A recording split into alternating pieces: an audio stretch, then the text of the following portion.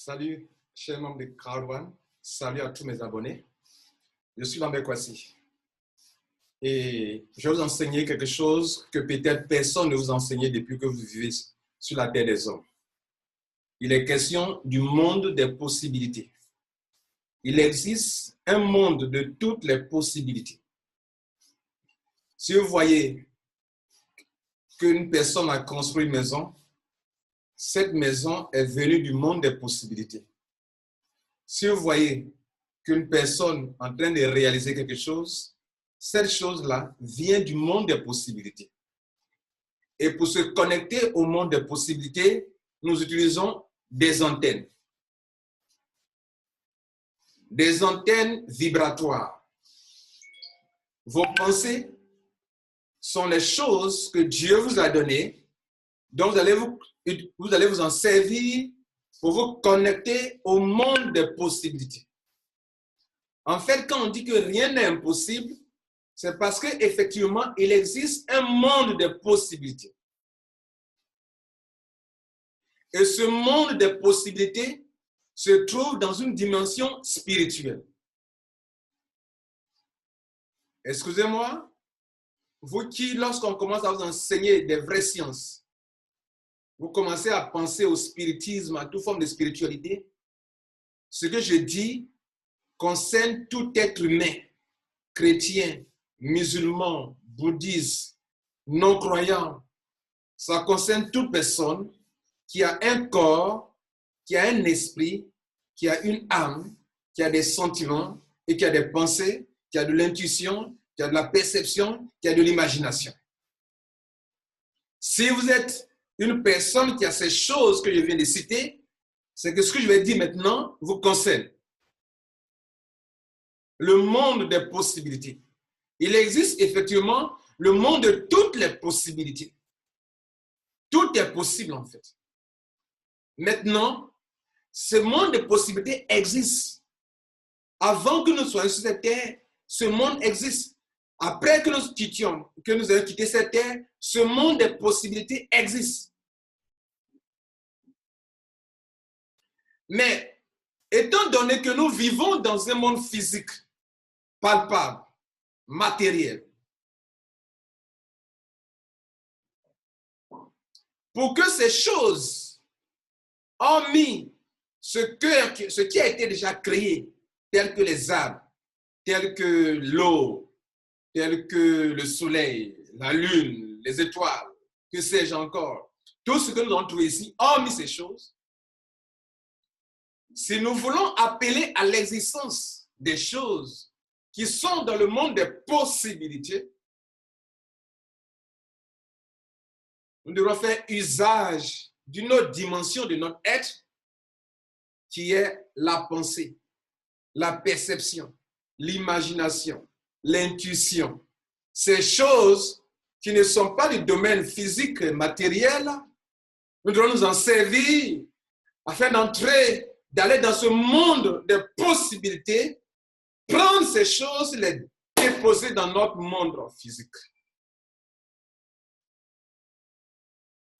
Et ces choses-là, par moment, il faut les demander.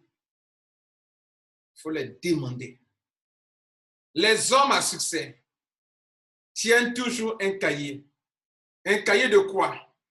Un cahier de leurs objectifs. Ils lisent ça tous les jours. Ils lisent ça chaque matin. Ils lisent ça chaque soir. Ils y croient. Ils se concentrent dessus et ils appellent ici à l'existence des choses qui ne devraient pas être là. Et ils ont réussi à les appeler à l'existence. Prenez un homme, un perdant. Il n'a aucun objectif. Il ne tient aucun cahier. Il ne sait pas ce qu'il veut. Et ces gens-là, tant qu'ils vont continuer de cette manière, ils ne réussiront jamais à réaliser quoi que ce soit. Attrapez-moi, secouez-moi, demandez-moi Lambert Kwasi. Qu'est-ce que tu veux? Qu'est-ce que tu es enceinte de quoi actuellement? Tu es enceinte de quoi actuellement? Je suis actuellement enceinte de quelque chose. Je me lève le matin, je vois. Je me couche le soir, je vois. Je me réjouis de cette chose que je vais posséder bientôt. C'est dommage. S'il y existe une communauté qui a déjà été informée de cette science, mais qui malheureusement ne s'en sert pas, c'est bel et bien les chrétiens. Vous savez quoi? Dans leur livre, il est écrit, tout ce que vous demandez au Père, tout ce dont vous avez besoin, qui est nécessaire pour votre vie, et que vous voulez demander à Dieu pour l'avoir, croyez que vous l'avez déjà reçu et vous le verrez s'accomplir. Est-ce que vous comprenez là? Croyez que pendant que tu es dans le point A et que tu vas aller dans le point B, tu veux obtenir quelque chose dans le point B, tu veux changer ta réalité dans le point pour être dans le point B. Alors que par moment, actuellement, tu es dans le point A, au stade A. Crois que tu es déjà au stade B. Crois que tu l'as déjà. Crois que tu l'es déjà. Que tu es ça là déjà. Ah oui. Mais tout le monde ne peut pas le faire. Tout le monde ne peut pas le faire. Parce que il y a un autre élément, une clé de cette science qui est dans la même Bible, dans le même livre des chrétiens, qui dit que si tu dis dans la même tendance, la même science, Jésus l'explique d'une autre manière encore. Si tu dis à cette montagne, ôte-toi de là et tombe dans la mer, et que tu ne doutes pas en toi-même, tu ne doutes pas, et que tu crois que ce que tu as dit là est en train d'arriver, et qu'il va arriver certainement, elle va se déplacer cette montagne. Cela arrivera. Plus loin encore dans leur livre, oh, c'est dommage, chrétiens, ils ne savent pas s'en servir. Et il n'y a que des gens qui ne sont pas chrétiens qui s'en servent. Il y a un Napoléon Hill qui écrit « Réfléchissez et devenez riche ». Il y a d'autres qui font un documentaire sur le secret.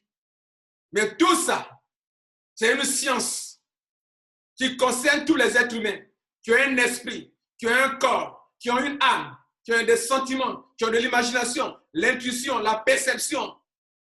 Ils ont ça en eux. Ils ont du trésor en eux. Mais ils n'en font pas usage. C'est comme si quelqu'un, celui qui vous a placé ici sur cette terre, il a mis des choses autour de vous. Mais il se dit que certainement, tu auras besoin de d'autres choses que je ne sais pas, comme je t'aime tellement. Et des choses que peut-être tu vas vouloir que je n'ai pas mis autour de toi. Mais regarde, tu peux les appeler toi-même à l'existence. C'est une science qui existe depuis des millénaires. Que des riches s'en servent. Il y a des principes. Tu n'es pas dans ces principes, ça ne marche pas. Et ça n'a rien à voir avec la spiritualité, du spiritualisme, non. Ça concerne le citoyen lambda. Mais souvent, ce sont des vérités qui sont dites à des gens ambitieux. Parce que c'est précieux. Et je fais mal de vous le livrer. Parce que vous jetez des choses précieuses aux chiens, aux pourceaux, ils vont marcher dessus et jeter.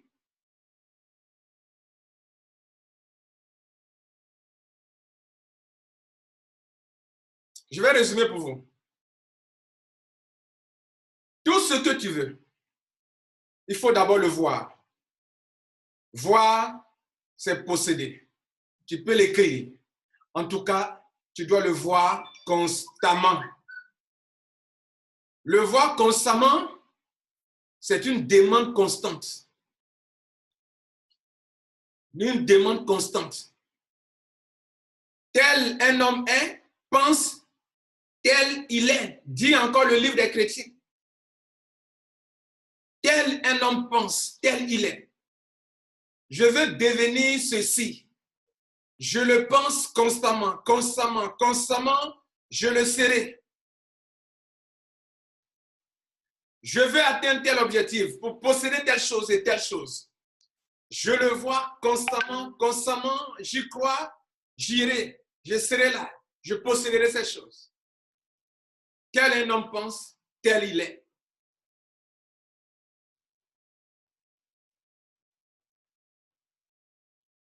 Il y a un homme, un Coréen, il s'appelle Yonggi Cho. Il a écrit un livre mis à la disposition des chrétiens, mais aussi du monde entier. Le livre est intitulé « La quatrième dimension ». La quatrième dimension. Et il dit, il était très pauvre, en tant qu'un pasteur qui prêchait aux gens. Les gens se moquaient de lui. Jusqu'à ce que Dieu lui dise, jusqu'à présent, tu n'as rien, vous n'avez rien, parce que vous n'avez pas demandé ou vous ne savez pas demander. Et il a compris que Dieu ne te donne que ce que tu veux, ce que tu penses, ce que tu vois. Par moments, je parle de la nature parce qu'il y a des gens qui m'écoutent qui ne sont pas chrétiens, qui n'aiment pas ce nom Dieu n'aime pas ça. Mais quand on parle de nature, ils se sentent à l'aise. Ok, peu importe. L'essentiel, il y a un être suprême. Si tu ne crois pas en cela, ce n'est pas la peine de continuer la vidéo. Mais tu n'auras rien. Le monde des possibilités se trouve dans une dimension spirituelle, dans une quatrième dimension, qui est au-delà de notre dimension physique. Et en toi, il existe un esprit qui peut voyager dans ce monde de cette dimension spirituelle et revenir dans cette dimension physique. Ton esprit, ton pouvoir de perception, ton pouvoir d'imagination, c'est en toi comme une richesse, comme un trésor qui est en toi. Dommage, tu ne t'en sais jamais. Et donc, pour initier, pour appeler à l'existence des choses dont tu as besoin pour vivre ta vie, tu dois d'abord commencer par ton esprit. Que dis-je? Par ta pensée. Dieu t'a fait de telle sorte que tu peux avoir des pensées négatives et tu peux avoir des pensées positives. Et comme c'est par ta pensée que tu peux appeler une chose précise à l'existence, tu ne peux pas à la fois penser, avoir de bonnes pensées et à la fois de mauvaises pensées. Tu ne peux pas avoir les deux à la fois. Parce que tu ne peux pas commander les deux à la fois.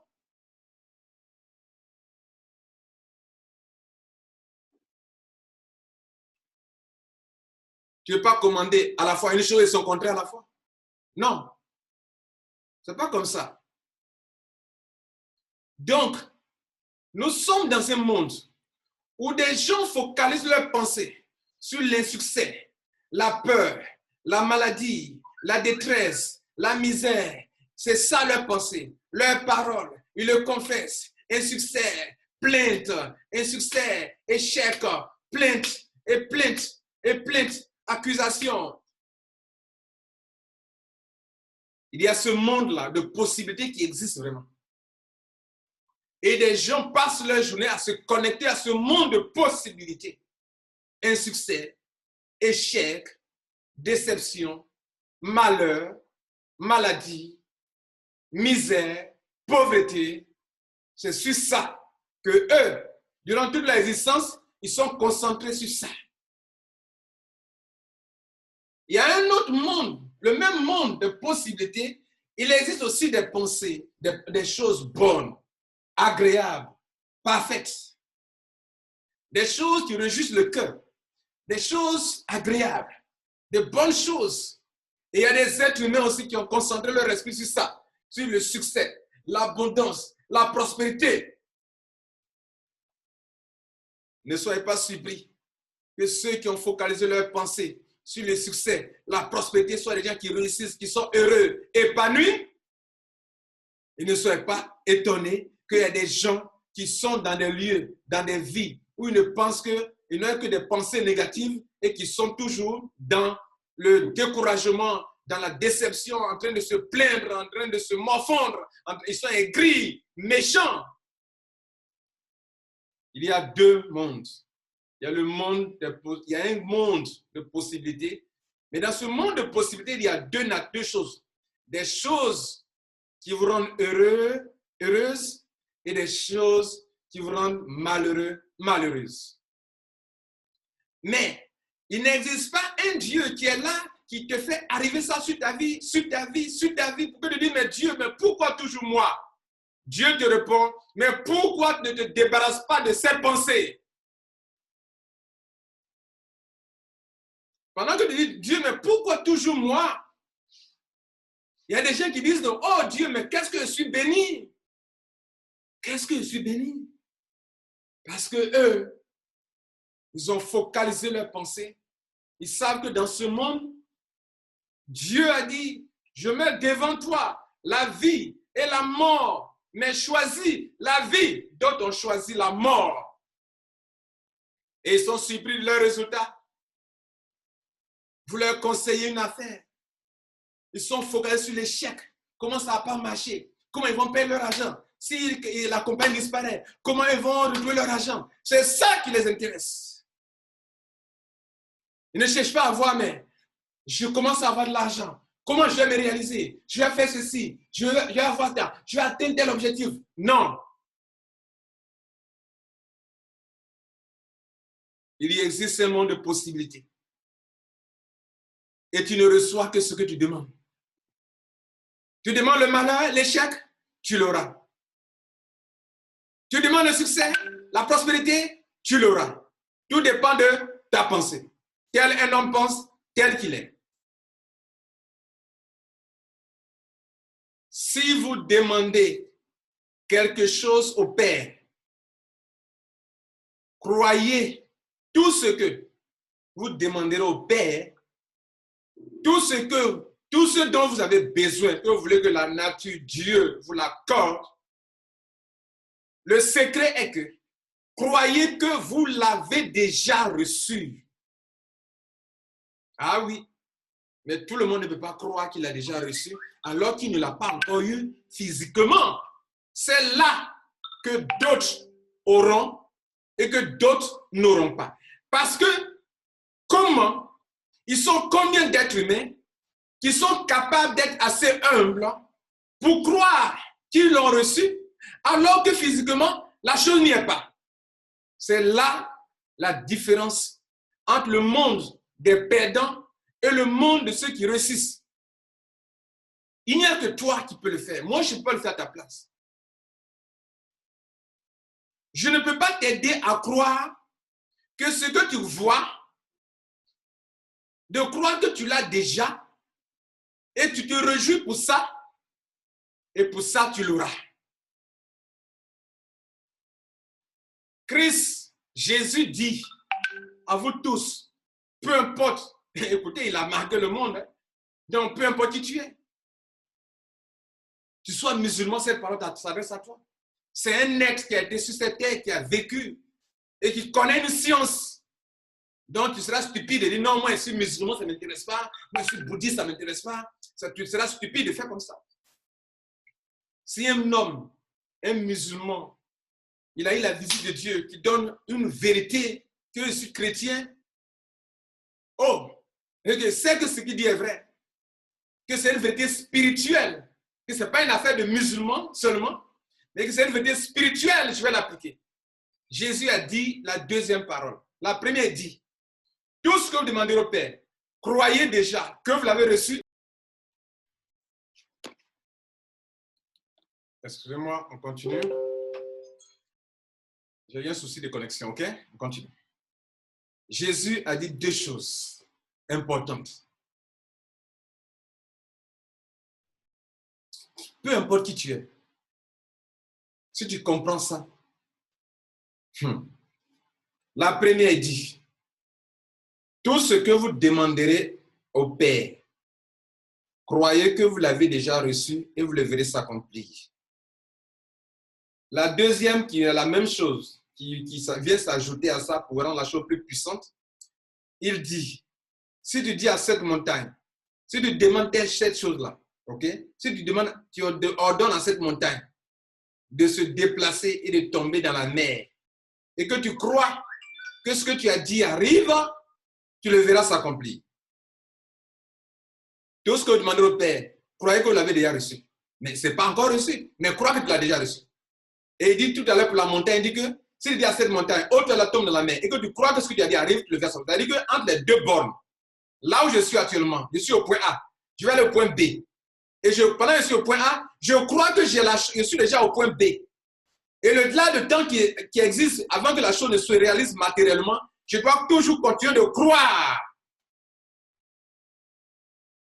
Jusqu'à ce que la chose devienne physique, matérielle. Mais je le vois dans le monde spirituel. Écoutez, vous-même qui êtes devant moi, vous savez pourquoi vous êtes devant moi? C'est votre esprit qui est manifesté physiquement. Il y a un esprit en vous là. C'est lui qui s'est manifesté physiquement, il s'est matérialisé. Donc, pour qu'une chose arrive à l'existence, il faut que cette chose existe d'abord, elle ait une forme spirituelle avant de se matérialiser. Et tu comprends ça au moins, ce français-là. Tu veux obtenir quelque chose, mais tu n'as même pas encore sa forme spirituelle. Tu veux qu'elle vienne comment à l'existence, cette chose? Mesdames et messieurs, ce n'est pas tout. Le dernier secret de ça. Et qui vous aidera à vous réaliser, c'est les sentiments. Ah oui, les sentiments. Ils vous ont fait croire qu'avoir des sentiments, c'est quelque chose de mauvais. Qu'être sentimental, c'est quelque chose de mauvais. C'est faux. Ils veulent priver de la vraie science de Dieu. Les sentiments qui sont en vous jouent un rôle important dans votre existence pendant la demande d'une chose. Parce que pour que la chose vienne à l'existence, pendant que vous l'avez conçu, vous l'avez perçu, que vous le voyez et que vous croyez que vous attendez, la dernière chose la plus puissante que les chrétiens ne connaissent pas, que les musulmans ne connaissent pas, que beaucoup d'êtres humains ne connaissent pas, c'est lié au sentiment. C'est ce que Hébreux 11.1 appelle la démonstration d'une chose qu'on ne voit pas. Hébreux 11 dit quoi? Or, dans le chapitre de Hébreux 11, or, pas du verset 1, or, la foi est une ferme assurance des choses qu'on espère qu'elles vont arriver.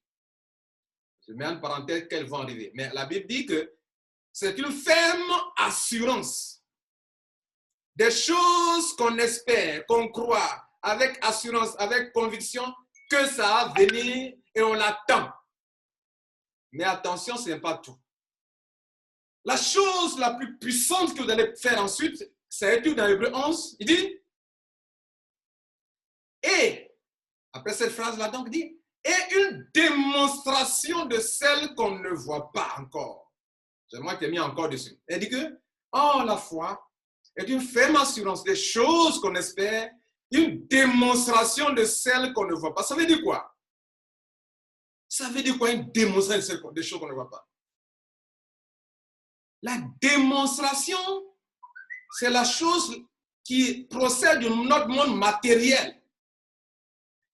C'est vrai, tu la vois, la chose. Tu vois sa forme.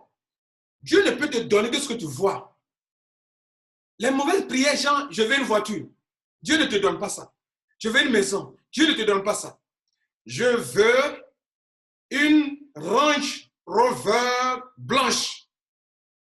Oui, je l'ai demandé, moi je l'ai reçu. J'ai reçu ma Range Rover blanche. Vous qui ne savez pas, je vous le dis. Mais mon rêve est autre aujourd'hui. Je veux telle maison, de telle nature. Et la maison va sortir du sol. Avec précision. Donc, quand tu as vu la chose, tu dois maintenant la démontrer que tu crois vraiment. Et comme tu ne peux pas mentir avec tes sentiments, ce sont tes sentiments qui vont prouver vraiment que tu n'es pas en train de mentir, que tu crois vraiment. Parce qu'il y aura un rapport entre ta pensée et tes sentiments. C'est-à-dire que ça va quitter le monde spirituel pour venir dans le monde matériel. Il faut que tu sentes la chose. Ah oui, sentir la chose, c'est là que beaucoup de chrétiens ne peuvent pas le faire. Sentir. Comment tu vas sentir la pensée? Sentir la pensée, si vous voulez, c'est cette grande joie que tu manifestes, que tu sens, parce que tu es content que la chose est en train d'arriver, qu'elle va arriver. À l'inverse, cette grande peur qui t'anime de ce que tu vas échouer à ton examen, dont tu as peur, ne sois pas surpris que tu échoues. Parce que la peur que tu as eue, c'est la démonstration que tu veux dire que tu crois que tu ne réussiras pas à ton examen et c'est pour ça que tu as peur. Cette grande joie que tu as pour ton examen, c'est la démonstration que tu crois que tu auras ton examen et tu as cette grande joie.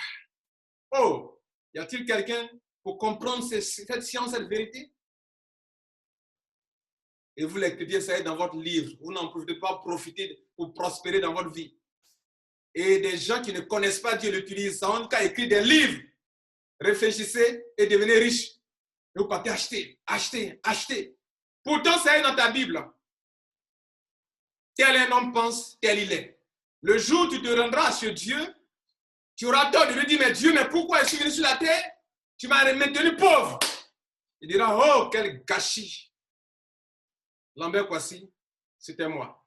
Quel gâchis. Prenez soin de vous. Ciao.